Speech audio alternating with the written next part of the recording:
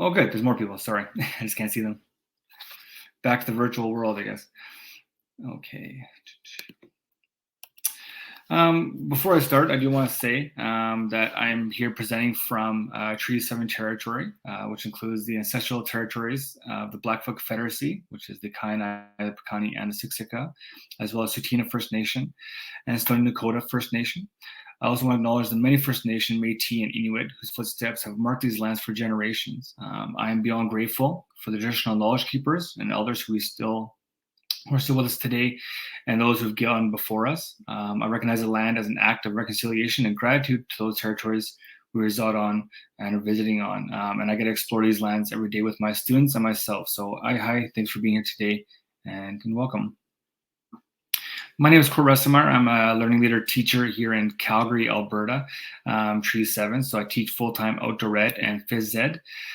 I'm also a part of the Alberta Teachers Association Specialist Council called GEOC, Global Environmental Outdoor Ed Council. I'm the president for that. So there's 21 different councils, different subjects from math, social science, English, etc. And then, I work with the Global Environmental and Outdoor Ed Council, which allows us to get kids outside and teachers from all grades, all subjects. That's my role there. I'm also on the Canada-wide Teacher Advisory Committee for the Take Me Outside organization, which is a wonderful group that, again, helps support teachers getting outside with their kids. Tons of resources on the Take Me Outside page. I'm also on the board and an executive director for the Outdoor Council of Canada. I'm a field instructor where I train teachers to lead kids in groups outside, as well as I certify leaders as well. So if you ever want more information on how to maybe do more formal trip planning, a little more organization for safety and overall kind of expeditions, or taking your kids to a park somewhere, that's where the Outdoor Council of Canada come in handy, and I can gladly help you out with that. My email is there, my number if you ever need to get a hold of me, and then follow along on Twitter if you like for more information. And years ago I wouldn't have said anything about the online world, but I know that since this pandemic and the last few years especially, Twitter and connections with people, and here we are today presenting from across the country. So it's a pretty neat thing nowadays to be able to share this space online. Speaking of my ATA role with in Alberta here, part of the Global Environmental Outdoor Ed Council. There's tons of resources on here. Please check it out anytime you want. Doesn't matter what province you come from, what your background is. We have tons of resources, tons of free workshops all the time. Please check us out. We are just getting back in the swing of things from summer, so look for new things on our website. We are very active on Twitter though, and we're posting articles, events constantly. So please check us out. If you want more information, or how do you want to find maybe a council, in your province or in your area, please reach out and I'll help you kind of connect with some people in your area.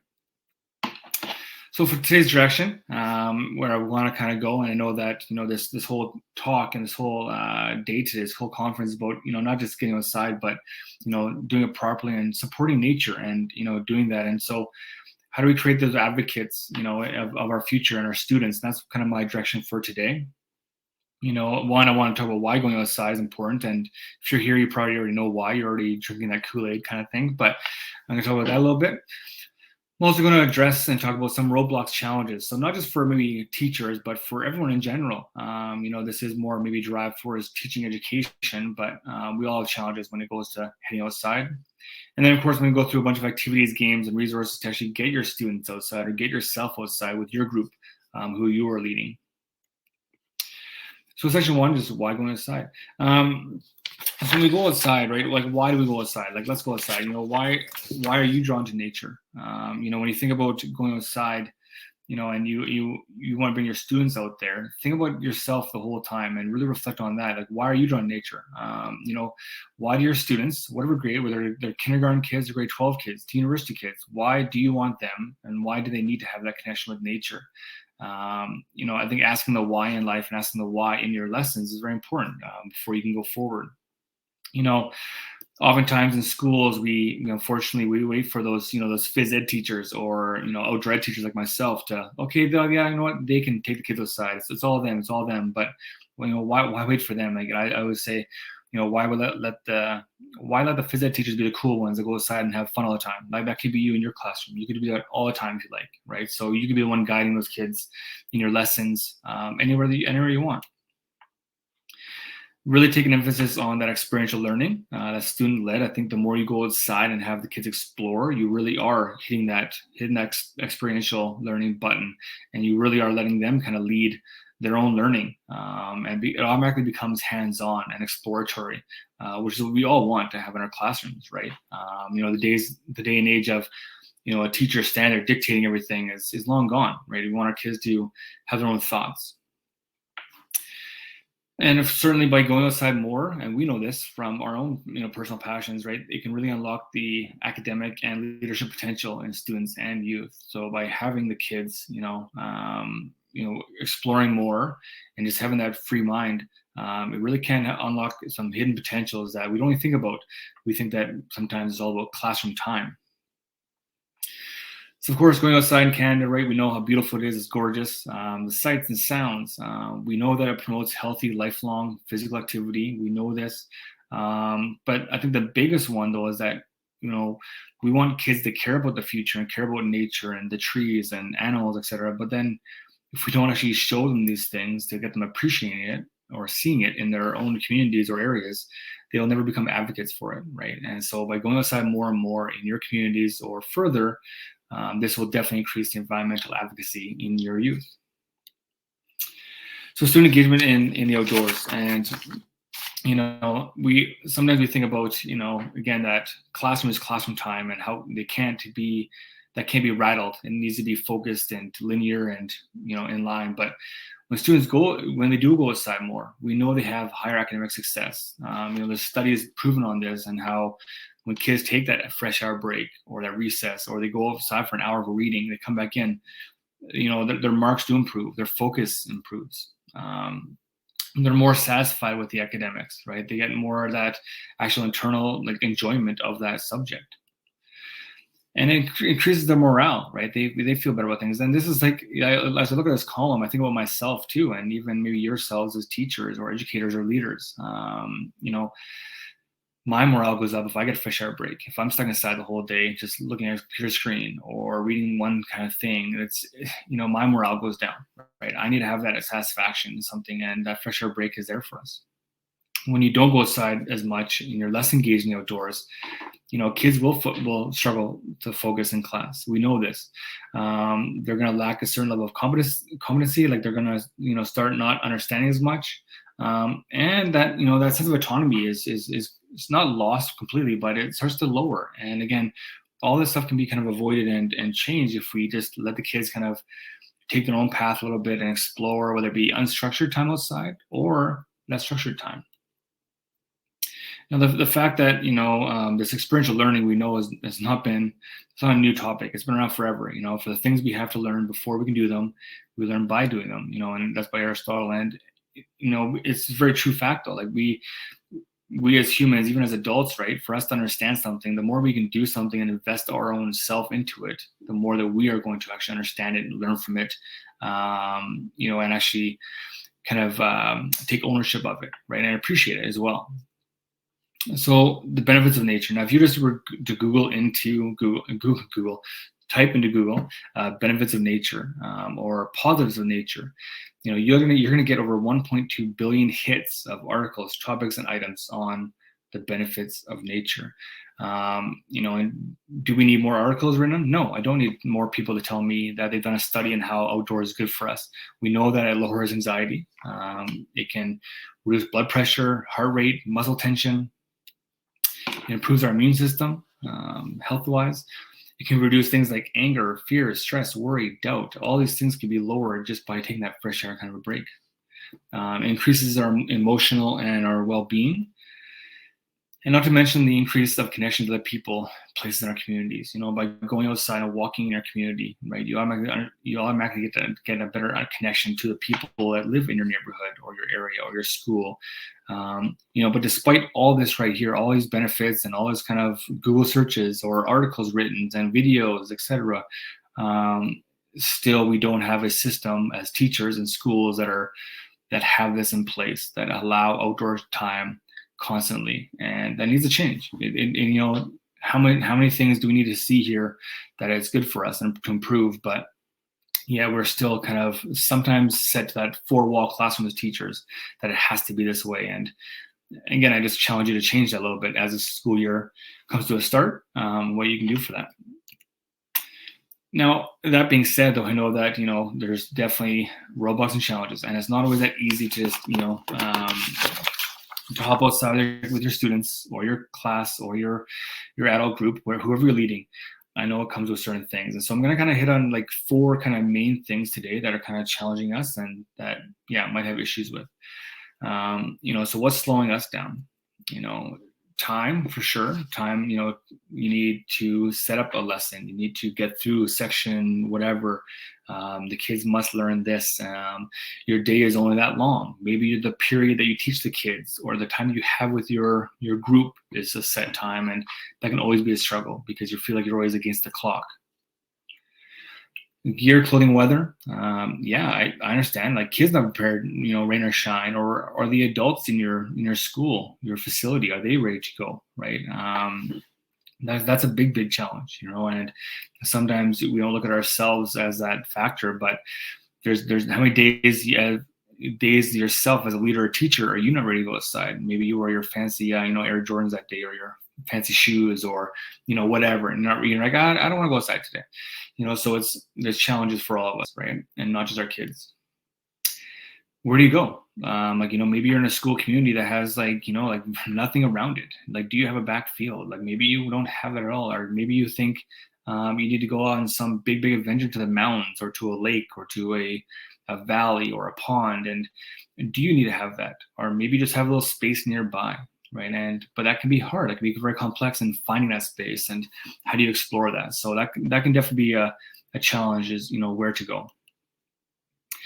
And a big one, of course, can be that admin support. Good or bad, can your administrators support you, and are they willing to help you out? Or are you hitting a roadblock where they say, no, you need to be in class, you can't leave the building on Mondays or this day? Like, are you hitting that roadblock, that wall every single time? And so admin can be a big one as well. And with these 4 here, I'm going to kind of go a little bit further into them and talk a bit about how we can maybe not break down that challenge, because the challenge is always going to be there, but maybe how we can help support each other, or maybe put a ladder up to climb over the wall and work together.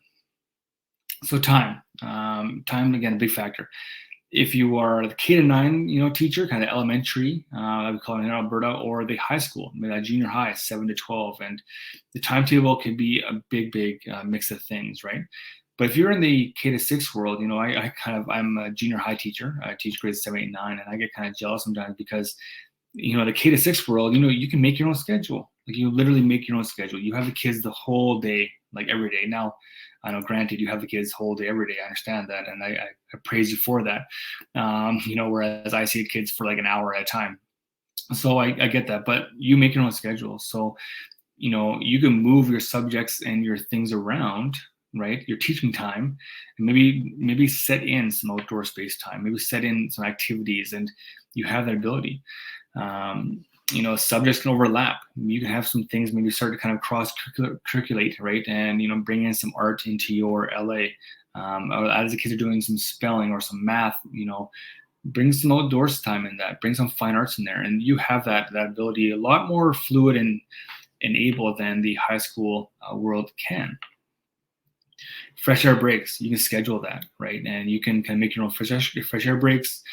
Kind of, yes, you have your morning, you have your recess and lunch, etc. But maybe there's a time that you can actually get the kids to go. And I know that if there's any kindergarten teachers here or little kids, I know it might take them, like 3 hours to put on a snowsuit before you go outside.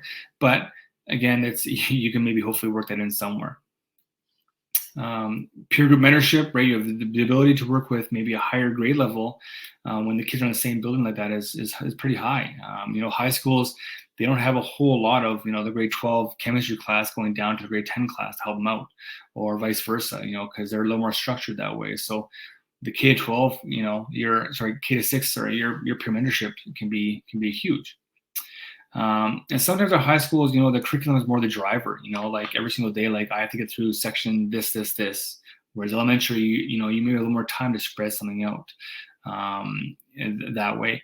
And in terms of time, though, like the flip side for junior high and high school is that we have more time, in a sense that maybe my periods are an hour to 60 minutes to 80 minutes long, hour and a half, maybe 2 hours for some periods for high school. So, if you have the kids for 5 days a week for that, hour and a half, 2 hour, 80-minute period class, maybe you can schedule in some time there where you do go aside for a little bit, because that's a long chunk of time. And I'm hoping you're not just standing there dictating and teaching the entire, lecturing for 80 minutes plus, right? Is there time for a fresh air break? Or do you just naturally just give it for the kids? So you can flip this around as well for high school, and you can make some things overlap. You can make time for mentorship groups within your building, because you do have long chunks of periods of time. So both sides can be good, right? Just depends on how you look at that time piece. So administrators, I've mentioned before, how do you earn that trust of your administrators? And I think that the biggest thing you do is just invite them to join you. Like, invite them to your class, invite them to go outside with you. If they say you can't go outside and learn something, or, invite them to go for a walk with your students. Say, hey, you know what? Next week, I'm going to go do this outside, this reading project, or my science lessons going to go outside. Invite them to join your class. Now, you might be intimidated by that. You might think, I don't want to do this, but extend that branch right to them, and they might just take that. They might be like, that's, at least they know that you are trying, right? And you can't say that you haven't tried that. So invite them to join with you. They want to be part of your school community, I hope, right? They want the bigger picture of things. So just invite them to be part of that. Have conversations about the barriers and how the school can help, right? So if you are really struggling with things like gear, equipment, or maybe the bell schedule is just kind of way off, or the way things, like you see something, talk to them about your administrators, right? But don't just bring up problems. Come with a bit of a solution. Have some ideas in your back pocket, or maybe just try your best to have that kind of that openness with them, right? That again, an administrator wants to make their building a better place and make their communities thrive. So by having that conversation with them shows that you care, shows that you're dedicated to it, and shows that you have that intent. It's also give and take, right? Maybe administrators are saying, hey, you know what? Like, on these days, I need you to have more structure of a class, and maybe on some days, you have that freedom to go outside and do this, or explore, or bring more grades in, or guest speakers, etc. So it's all about give and take. You can't just have it all, right? So. And that's a chance for you to have a good conversation with your administrators.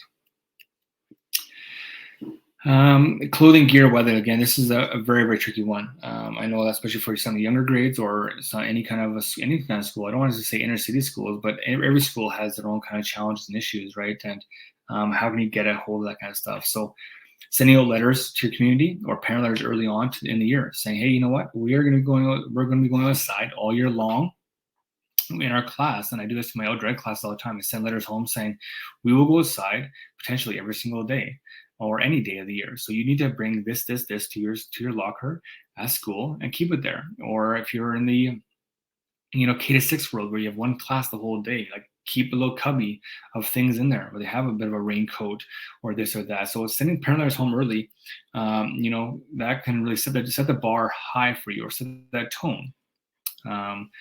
Donations, grants, funding, there's tons of that. If you need help with, how to apply for a donation, a grant, or any kind of funding, please reach out to me. I'll kind of guide you through that. There's tons of different organizations, groups, and grants across Canada that will help schools out and students. So please let me know about that. I can gladly help you there. And do we only go outside in sunshine? And that's kind of my biggest thing. Or those fair weather golfers, right? And I think that we are the own worst enemies sometimes. And I kind of want to call out, like, as a phys ed teacher, even phys ed teachers, it's kind of pouring outside that day. It's like, no, phys ed's inside today. Let's use the gymnasiums, right? And it's just like, we're so used to having that option of going inside, or we see a little bit of that weather, and we're not soft necessarily, but we like the comfort, right? And that's fair. So even as Canadians, we're like, you know what, let's just stay inside today. It's a little cold. So do you only go inside in nice weather? And if you do that with students, if you wait for the springtime, May and June, to go outside with kids, you try to go outside a little bit of a rainy day or colder day throughout the in December or November, springtime, they're gonna be like, you know what, I don't go outside today. Like, you have to kind of build it up the whole year, right? So going outside with a little bit of rain and staying with the activities, it's big, right? Yeah, and are you ready for that? So, and to get back to my last comment there, are we actually prepared ourselves, right? So sometimes, those teachers, like I said before, and I'm just as bad sometimes, but are we wearing our fancy, shoes that day outfits? I'm like, I don't want to go outside and get wet and mucky today. Like, am I ready today? Like, do I have like my raincoat at school today, my toque, my mitts, my boots, etc.? Am I ready? And if I can't give that example to my kids, right, then how are they going to be adapted and prepared for that? And one thing the pandemic showed me last several years, we were actually full. Every class was outside for phys ed the whole year, and even my outdoor class during that, it seems like a lifetime now, but the last couple of years, was outside every single day, the whole day. I barely spent any time inside because it was the safest place. The safest spot was outside. Go figure. So, are we ready to go? And you need to be, right? If you expect your kids to go outside every day, you need to be ready to go. And I call out those phys ed teachers because sometimes they're the worst enemies, right? They must stay inside. And then where to go? The last kind of one here is, do you need an outdoor or fancy classroom with a fire pit and a ring around it and big rocks and stones and trees to sit on? Like, no, you don't. It's simple as a walk. Go for a walk in your community. Go find something, and take the kids out in their neighborhood, and they might find something, right? Share a phys ed field. Is phys ed using the field every single period, every single day? Maybe there's a space that oh, actually, I can use this field on these periods of this part of the day. Maybe there's a different area nearby. Playgrounds, right? Those are great places to go for outdoor classrooms. Kids can make their own spaces, and even the bigger kids, right? The junior high school kids, right? If they, if you go to a community park somewhere, area to walk around and find it, they'll want to be a part of that. They want to play, right? But they're still kids. Like I said, community parks before, I'm sorry. And yeah, so just finding a place to go. It doesn't need to be some big adventure and going to the mountains or some lake nearby or a valley, etc. It could be anywhere, right? And I think that sometimes we make a big deal of this to try to find a space when we have spaces right nearby. And I think you can explore that first, right? And that gives the kids that ownership, that sense of place in their own communities, if you can find it with them. Now, yes, we totally have other challenges. I only mentioned 4 of them, but it depends on your school, your community, your teacher. There's all a big variety of different challenges. And, just one thing to know, though, is that you're not alone, right? And if you need help, please reach out. I'll, best I can from here, I'll help you out if I can. But, talk to your community, talk to your administrators, talk to people in your area. They'll help you out. But don't think that it's just a dead end. If you're struggling, please reach out. The biggest thing is the teacher world and in this connection, right? This conference kind of thing is finding people to connect with and reach out to support one another. Okay, so then I'll just talk about some games activities here. So some things that just are nice and simple to get kids out and about, right? Or to get your groups moving. And sometimes a game or activity is a great way to get your kids outside or get your group going outside. And sometimes it's like a bit of a break, right? They think that, oh, I'm not going to go outside and do math. It's like, well, we'll get there. But if you start with some nice little games activities, it's actually a really good segue to getting more kids outdoors and kind of buying into that space. When you were leading a game or activity, or when you're teaching, for example, I always want to think about different kind of styles. And I've looked at lots about the facilitator versus the educator or the leader, right? And there's actually a whole range of facilitation styles we found in outdoor education or in any kind of education for that matter. But there's a big difference in facilitation and education and educator, sorry. And facilitation is usually less directive than teaching. So the teacher educator world you see is kind of front of the classroom, kind of saying this, that, or that, and kind of stand there giving directions, and I know the outcome. Whereas a facilitator, I might give a few instructions, but then the kids, the students, the group takes the front stage, and I let them kind of do their thing, and I'm not kind of leading the whole time. So in facilitation, the goal is usually for people to learn something that nobody knows at the beginning. Whereas in teaching, the goal is usually for people to know and to learn what the teacher already knows. So again, when I'm teaching something, if I'm teaching a skill or teaching a certain subject or initiative, I know the outcome. I know what kids are going to learn from this. But when I'm facilitating something or an activity in game, I might give the parameters of this activity or the challenge, whatever it is, but I don't know how it's going to go. I don't know who's going to step up, who's going to get, become the vocal one, who's going to be the leader. And that's kind of the part of facilitation. You have to kind of like let it all happen. And that's part of our experiential kind of exploratory part, is that as a facilitator, I let it kind of just happen and see where the kids go with it. So when you're doing this kind of stuff, and when you go outside with kids, what kind of subjects can go outside, and again, think about those games activities. Well, what can go outside? Well, math can go outside for sure. We know this, right? Counting patterns, shapes, angles, data collection. Like, nature is beautiful with patterns and shapes and math all over the place. It's a gorgeous world out there. So definitely a subject that can go outside, no problem. Think about humanities, your LA, your social studies, the storytelling, journaling, the creative writing. You want to get inspired to tell something. How many big authors do you know in this world that got inspired from moving or living in some foreign place in the world, right? And that says something in itself, right? Finding a sit spot out in nature, sitting by a creek, sitting in the field, right? Way more creative than sitting in a cement kind of classroom, right? And again, you want to tell a story about something, you're reading a book to kids. Well, they're sitting in some uncomfortable plastic chair or sitting on the floor in your classroom. Again, get them outside, get them somewhere where they actually can have, that focus on that story. Fine arts, again, another one inspired by nature, sights, sounds, our music, our drawing, our art, just inspirational around you when you go outside, and the different seasons of things too, right? Again, one thing about living in Canada, that the beautiful, changes that happen from September all the way to, throughout the whole year. And again, teaching your lesson outside might inspire one kid to maybe change or focus their project, or what they're listening to, or what they're drawing inspiration from for that project. Could be from drama to music to arts. And again, that inspiration kind of comes from somewhere, right? And sometimes that classroom isn't going to be the most cohesive to build that up, right? And of course, phys ed, right? I think phys ed, again, as a phys ed teacher, I can kind of call us out here. I think, are we just going inside, right? Are there activities that can only be indoors, right? How many times have you seen kids being playing, summertime, families, they play badminton outside, for example. They set them up in the parks, they play in the back fields, etc. And then in school time, right, it's in the gymnasium, because that's where it has to be. Or we all play basketball inside in the basketball courts inside. Whereas in the summertime or after school, you see kids playing basketball outdoors all the time.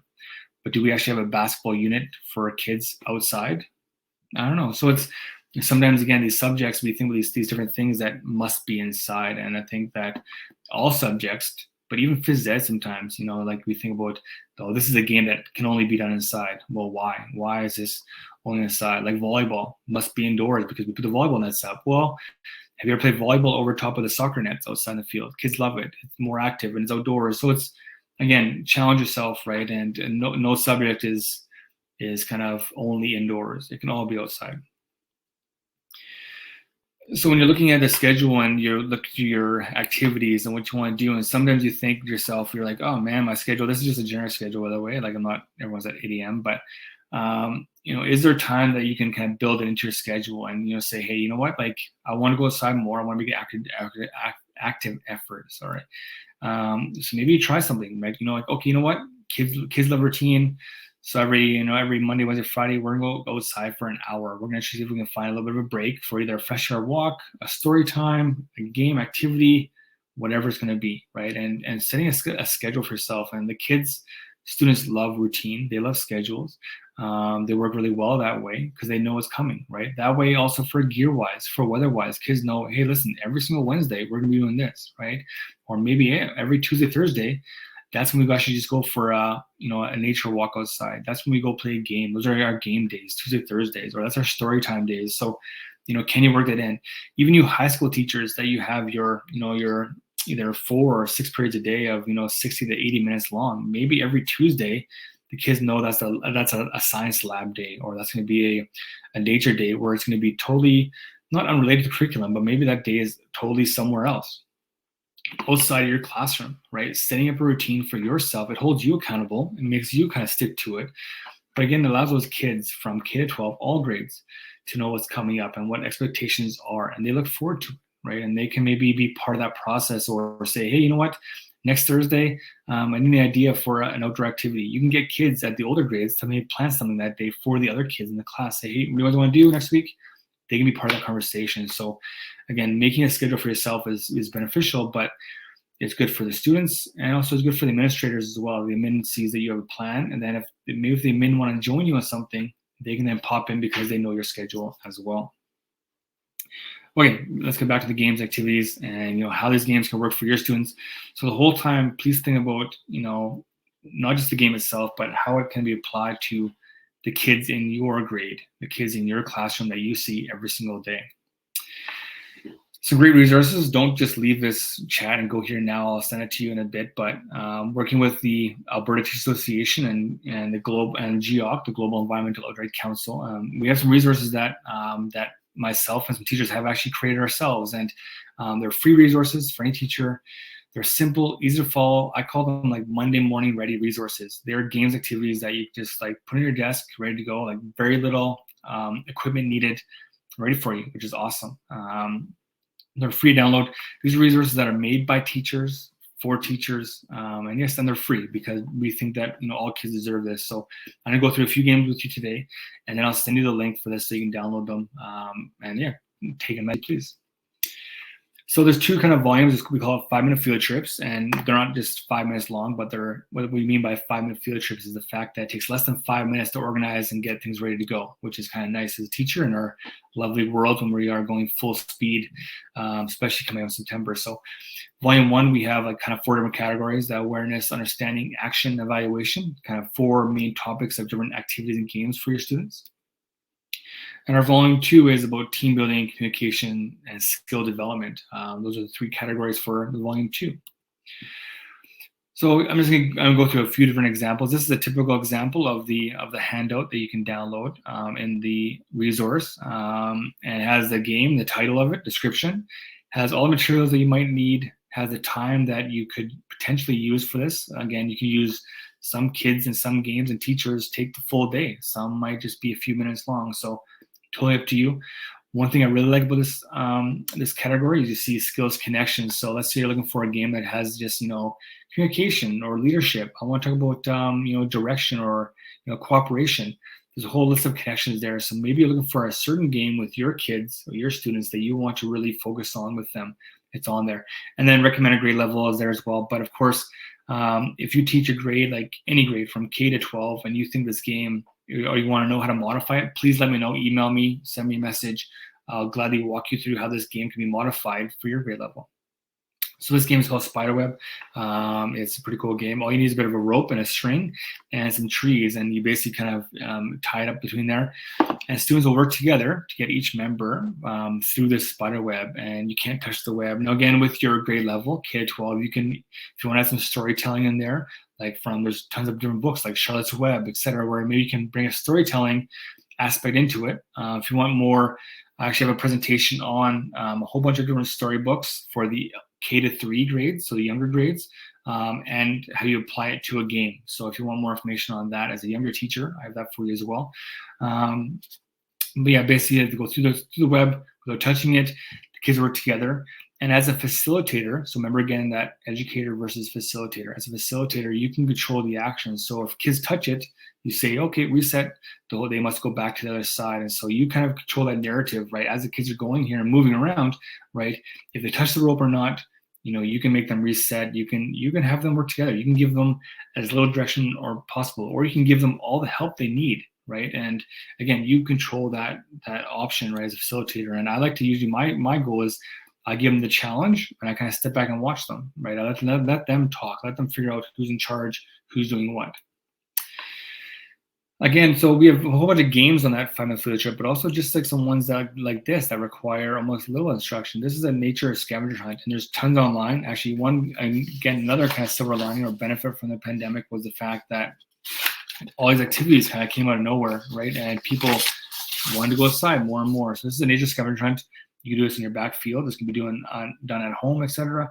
Just print off that list on the right-hand side, give it to your students with a clipboard, and then they can walk around and see if they can maybe check it off. Or the older kids, maybe you have a cell phone and you take photos of it. Maybe they can draw them in a little box. So different things you can do. And, this is just, again, a generic list, and please feel free. You can add things, take things off, and whatever you like, but it gets the idea of kids exploring and going finding in their own communities. They might have no idea that there's actually a yellow leaf or a green leaf or a brown leaf somewhere in their area, or a plant that's shaded, or etc. So sending kids off to explore their own communities, again, a simple task. We also have things like in the awareness category, things like how to make your own sundial, a nature trust walk. So again, activities that can be a whole range of spectrum of different things, and that not just that science environmental piece, but also that trust and team building games as well. And things that require very little equipment, very little planning. Just get the kids outside exploring their own communities and areas. And again, this can be adapted for all grades, all levels.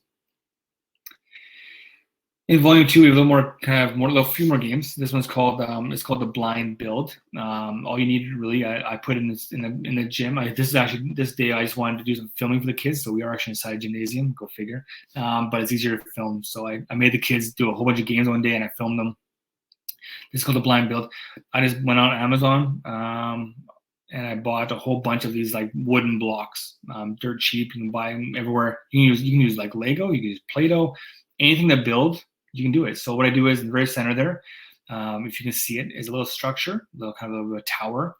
And the kids have 4 groups in different areas of the gym. So they have 4 kind of teams, and they must run one at a time and grab one block and go back to their center, and they must build it exactly like it is in the center. And so what happens here is they must kind of memorize it. So they go back, they can only bring one piece at a time back in. Has to be exact same color, same shape, same size. And they work together, and that kind of thing. So it's a simple task that can be done anywhere. It could be done part of curriculum if you want to maybe link it into maybe a certain shape or certain size or animal or letters, etc. They can do that too.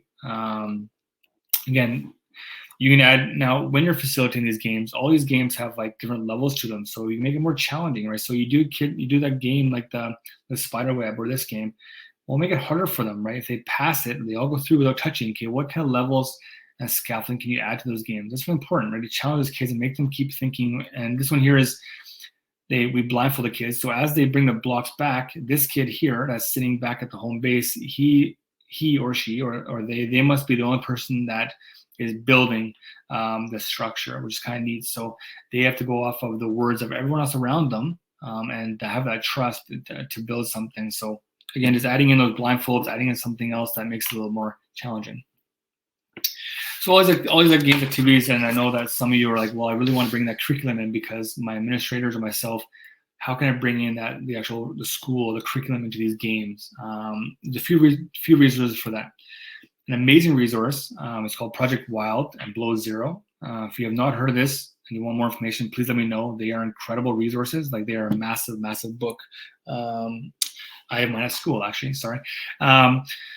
It's a certified program. There is like hundreds of resources in this book. Again, if you're in Alberta area, let me know. I can give you a free membership for this, but it comes in French as well. And here's what it looks like. This is a beautiful resource by the Canada Wildlife Federation. It enhances knowledgeable conservation concepts, so tons of environmental conservation ideas. It has a whole variety of resources for teachers for all grades. It meets the teachers, but also it's good for youth leaders, for park naturalists. It has incredible information there.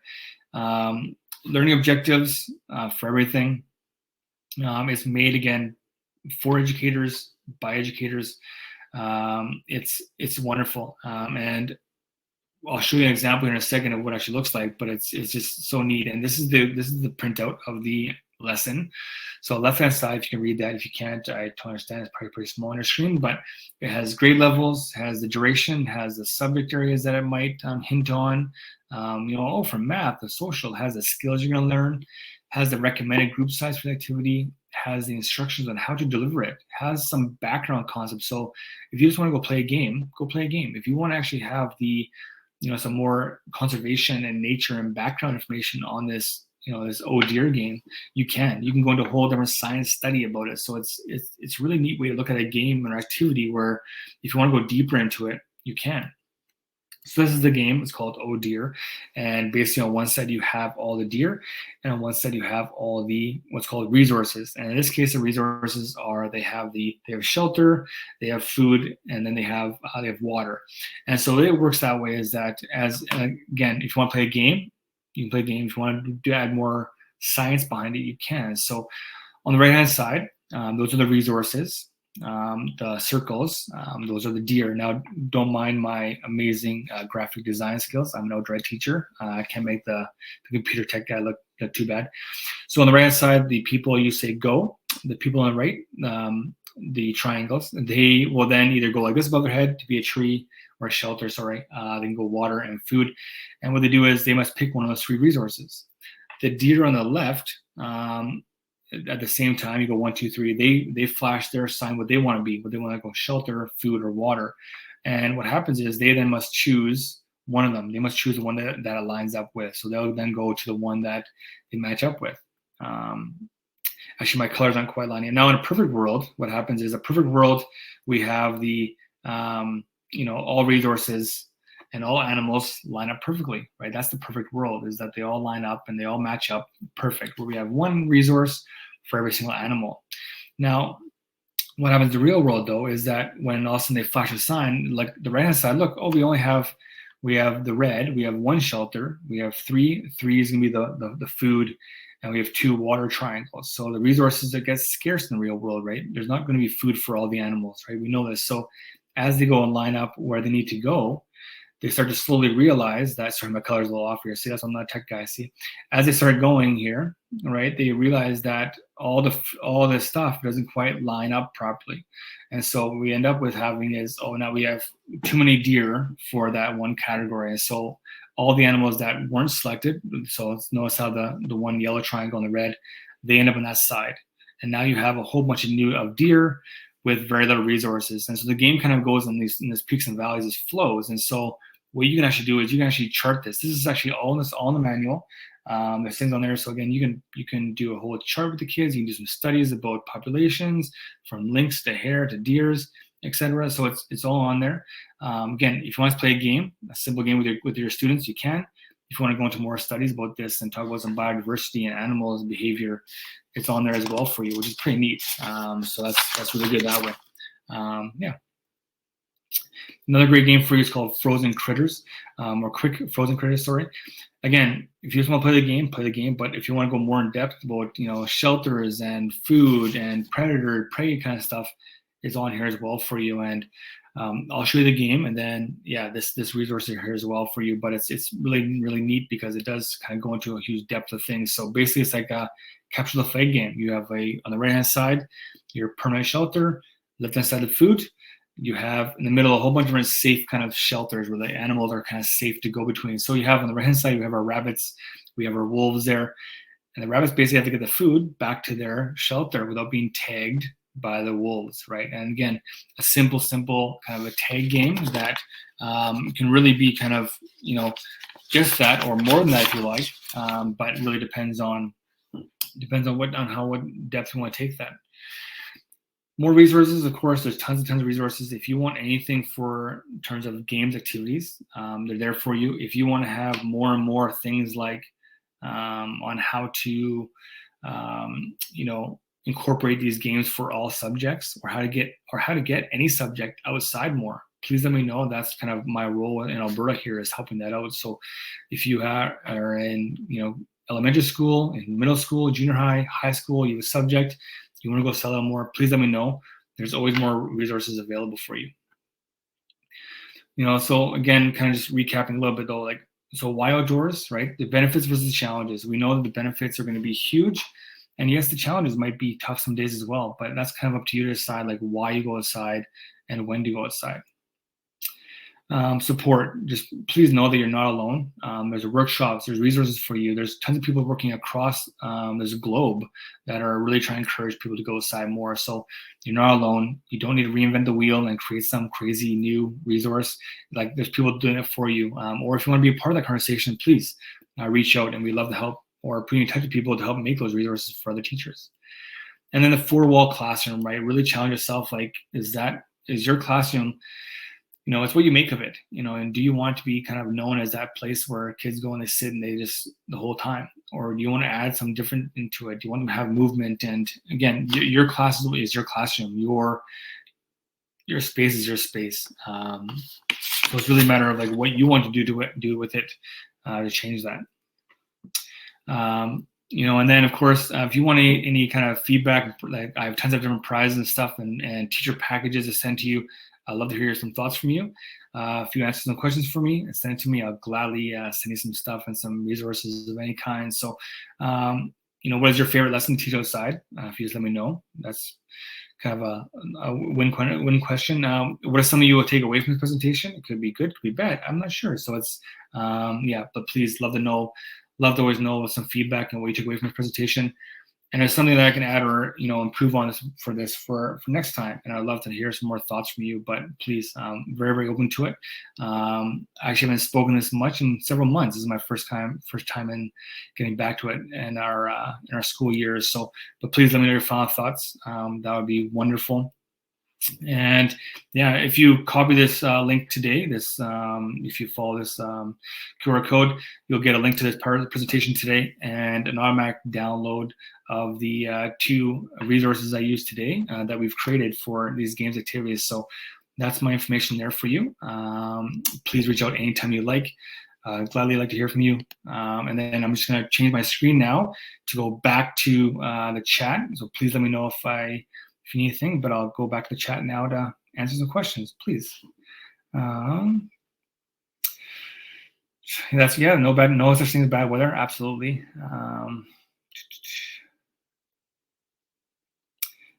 Let's see. Yeah, Project Wild is amazing. Yeah, Terry, Project Wild is unbelievable. Yeah, it's great resources. They're always working on it. I know that a lot of people get certified on it too. So if you want more information on Project Wild, please let me know or look them up. It's the Canada Wildlife Federation. They are amazing. So yeah, and there's tons more resources out there. If you just reach out to me, I'll gladly send you some more resources of any kind. But yeah, thanks so much for your time today, and hope you enjoy the rest of the conference. And you have an amazing school year.